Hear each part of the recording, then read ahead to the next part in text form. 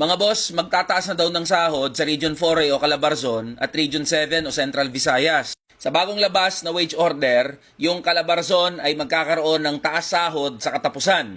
Tapos yung Central Visayas ay sa October 2 naman magkakaroon ng taas sahod. Ang pinakamahalagang tanong, magkano ba yung pinag-uusapan natin na taas sahod? Sabi ko nga sa inyo, mas mababa pa rin yung iseset nila na minimum wage kumpara sa National Capital Region.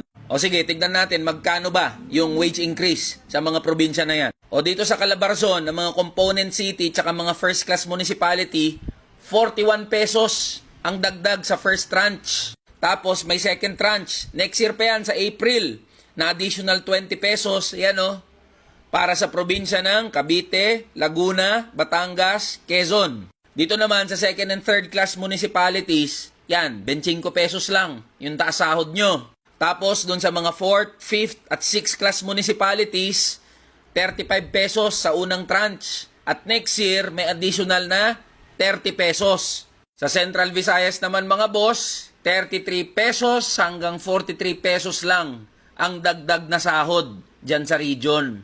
Yan check nyo na lang.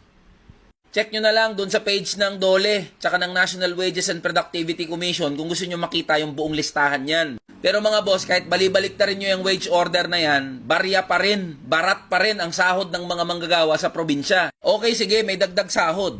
Tulong na rin yan para sa gastusin ng mga manggagawa sa araw-araw na buhay. Pero tangina, yung dagdag sahod na yan, di nga makabili ng 1 kilong bigas. Tataas nga ng sahod. Tataas din yung mga kontribusyon sa SS, PhilHealth, Pag-ibig. Tataas yung sahod ng kaunti, pero di naman bumababa yung presyo ng mga bilihin. Tataas ng kaunti yung sahod, pero yung kuryente, tubig, tsaka ibang utilities, pataas pa rin ng pataas. Di wala rin, nabawi lang yung taas sahod, nagkaroon pa ng utang yung mga manggagawa. Kaya sa totoo lang, yung mga wage order na nilalabas ng mga regional wage board, hindi naman akma. Hindi tugma sa buhay ng mga manggagawa. Ang mainam na gawin, buwagin nyo na lang kasi ang provincial rate na tinatawag. Wag ng regional wages. Puta yung presyo ng bilihin tsaka mga serbisyo, mga utilities sa buong bansa, pare-parehas. Mas mahal pa nga kadalasan sa probinsya Bakit pag-usapin ng taas sahod?